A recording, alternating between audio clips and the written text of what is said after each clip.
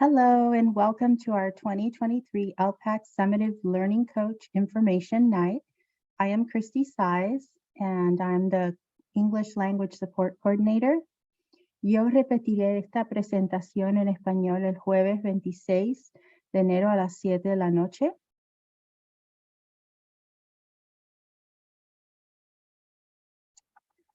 So this evening we will cover our mission and vision, our school values. We'll have an opportunity to introduce our team. We're going to talk about ELPAC, specifically the ELPAC Summative. We'll talk about the who, why, what, how, and when related to the ELPAC, the scores.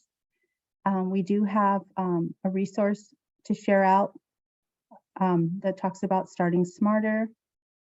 We'll talk about how to ask your Scholars ST for support and help your scholars succeed. And then at the very end, we will have time for Q&A. So if you can please hold your questions until the end of the presentation, we will have time to answer your questions at that time. Thank you.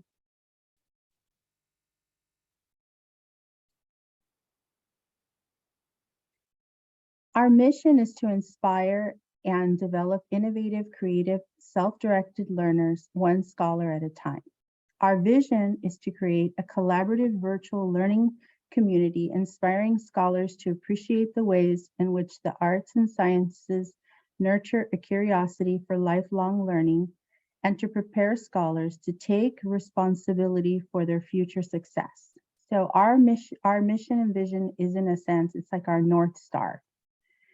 And just like our mission and vision is our North Star that keeps us on track, our Arctic values of achievement, respect, teamwork, integrity, and communication help us to establish a foundation for building the atmosphere that we want to foster. This is why we model and share our core values within our EL Live Sync sessions. Our team that supports English language learners is comprised of myself, Christy Size, I'm the English Language Support Coordinator, Ms. Beth Snade, our Assessment and Data Coordinator, Mrs. Carrie Badesco, who's our Assessment Specialist, who assesses all of our incoming English learners with the initial ELPAC, and our EL tutors, Gina Lopez and Fatima Hernandez, and they both offer group sessions twice a week and weekly office hours. So I'm going to turn the mic over to Mrs. Beth Snade, who is our Data and Assessment Coordinator. Thank you. Thank you, Christy, and welcome. Thank you for coming and joining us tonight. So let's begin with the ELPAC. I want to talk about the ELPAC and what it is. The ELPAC is the English Language Proficiency Assessments for California. California is a very diverse state, and many of the students in California speak more than one language. At Compass Charter Schools, approximately 5.7% of our scholars are English learners. The first important thing to know is that the ELPAC is made of two separate tests, the initial ELPAC and the summative ELPAC. Each assessment has a different purpose. The initial ELPAC is used to identify an incoming scholar as either an English learner who needs support to learn English or as proficient in English. The summative ELPAC is used as an annual assessment to measure an English learner's progress towards English language proficiency. All EL students across the state must be administered the ELPAC each year until they are reclassified. There is no parent opt-out or medical exemption for this assessment. So now we know about the ELPAC, let's determine who takes the ELPAC assessments. For the initial assessment, it's given to scholars who are new to school in California and whose home language survey indicates a language other than English. If your child is in their first year of school in California, you completed a home language survey that asked what languages you speak at home when you enrolled your child at school. When you said that your child speaks a language other than English at home, this tells us that we need to give your child the initial ELPAC so that we can learn about their English language proficiency. The initial ELPAC is given to scholars within 30 days of enrollment in a California school. Scholars take the initial ELPAC only once in their school career. The summative ELPAC is given to scholars who have been identified as English learners. They will take this test each spring to measure their progress in learning in English until they are reclassified as English proficient. So you may be wondering why scholars need to take the ELPAC. Well, it's a legal requirement. The results of the initial ELPAC are used to determine if your child needs support in learning English. The performance level also determines the strategy for English language development, or ELD, tutoring sessions. The summative ELPAC is the test which will help the teachers gain a better understanding of what type and how much support scholars need so they can learn in English and be successful in school. As I said previously, it is this annual measure that tells us how much progress scholars are making in learning English and whether or not they are eligible for reclassification, which we will explain further on in our presentation.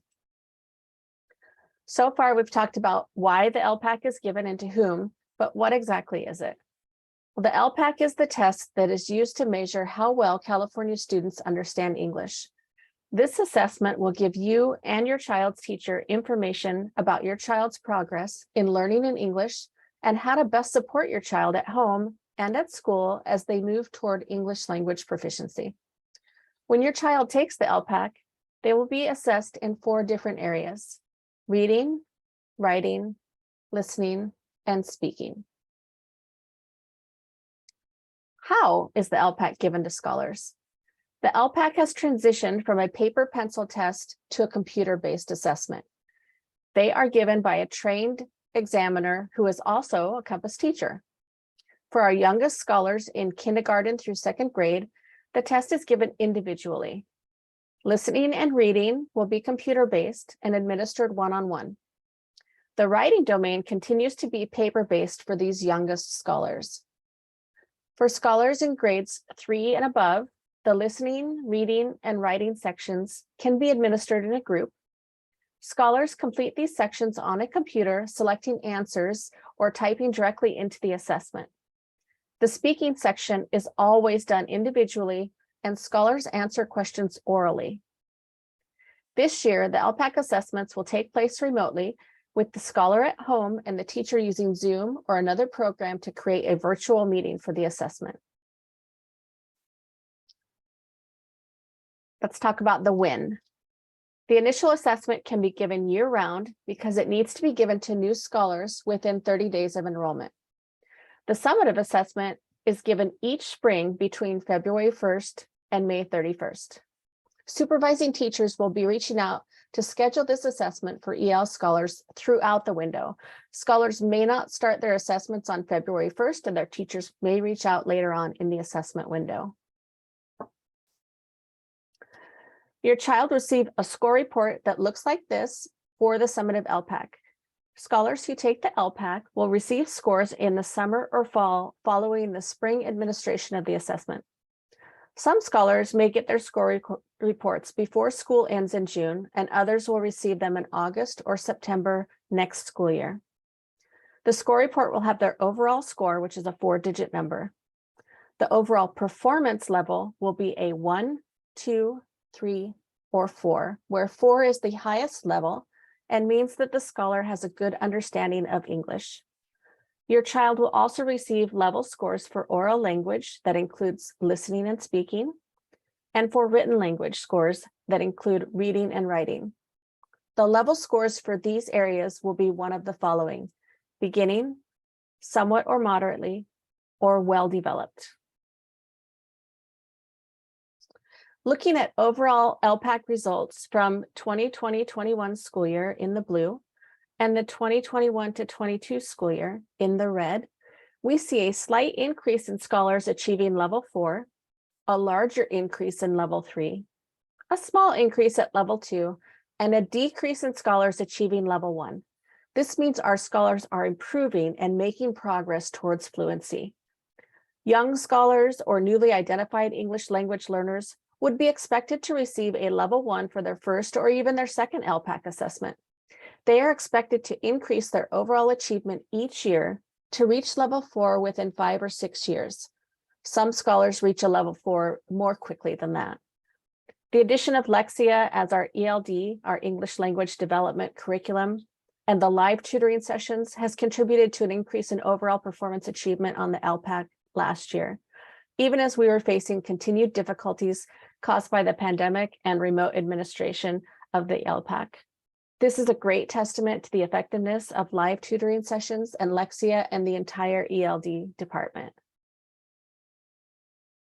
I'm going to turn it back over to Christy for the remainder of our presentation. Thank you. Thank you. So the California Department of Education has created a website for families who want additional information and support about student or scholar score reports.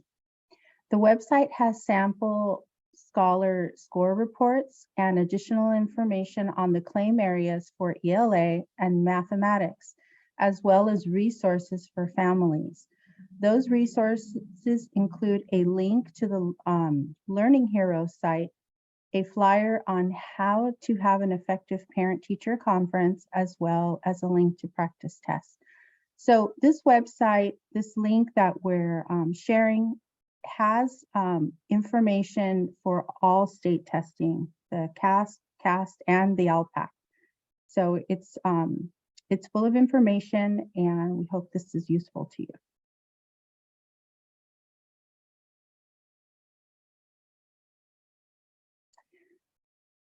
Compass Charter Schools has a dedicated online curriculum for our English learners through Lexia. All ELs are enrolled in a pass or fail ELD course that uses Lexia online curriculum. TK to 5th grade uses Core 5, and 6th to 12th grade uses Power Up. This year, we do have a new addition to our Lexia family. We have Lexia English that is now being used by our TK to 12th grade newcomers and emergent scholars. Our two tutors, our EL tutors, Ms. Gina Lopez and Ms. Fatima Hernandez, offer both group sessions twice a week. These are live sync sessions and weekly office hours. You may be wondering what happens when a scholar demonstrates proficiency in English. This is called reclassification. Reclassification is a process through which a scholar is reclassified from English learner to fluent English proficient. We call that RFEP. There are 4 criteria and additional sub-criteria that a scholar must meet in order to reclassify or RFEP the process, for the RFEP process to take place. The ELPAC meets the first criterion, which is an assessment of English language proficiency. This criteria must be met with an overall score of 4 on your scholar's ELPAC summative. The teacher evaluation includes the teacher recommendation, their English or ELA course grade, and ELD curriculum mastery. The parent consultation occurs when criteria 1, 2, and 4 are met. This consultation is a short meeting to discuss what happens after reclassification. And lastly, the comparison of basic skills includes reviewing CASP and internal benchmark STAR scores. Compass will determine when the scholar has met all 4 criteria. However, parents do play a vital role in the process, and we do value parents' perspective and input. Your child's teacher is the best person to talk to about your child, what your child is learning. Collaborate with your child's teacher during connection meetings. When you talk to your child's teacher, ask him or her specific questions about your child. Ask questions such as, in what areas is my child doing well? Where or what areas might my child need some extra support? Who will provide that extra support? And how can I and other family members help at home? These are just a few examples of how to start the conversation with your child's teacher. In order to help your child succeed, additionally, here are a few ways that can help your child be successful. Encourage your child to read daily. You can help your child's success by making sure that your child has a quiet place at home to do that work and it's free of distractions. When it's time for testing, talk to your child about the assessment. Make sure your child knows that the tests are important, but they are just one measure of learning. The teacher uses that information along with other information to make sure your child is getting the support they need. If you're interested, the California Department of Education has also developed ELPAC practice tests that you can access from home on the computer. You can look at the sample test questions and get familiar with the way questions are presented on the computer. More information about the ELPAC practice tests are in the parent resources flyer that you received today. I'm specifically referring to the email that I sent inviting all of our EL families to this meeting. The links are in that email. Okay, and we can also share the link here. We thank you for your time and for being here and supporting us. And we do have an FAQ on EL that we can share with you, a link. And below you can find the contacts for Mrs. Snade and myself. The best way to reach us is by email. That's the quickest way to get a very quick response. And now we can open up the session to questions. And esta presentación será repetida en español el jueves 26 de enero a las 7 de la noche. So we will be repeating this session in Spanish on Thursday at 7 p.m. Thank you.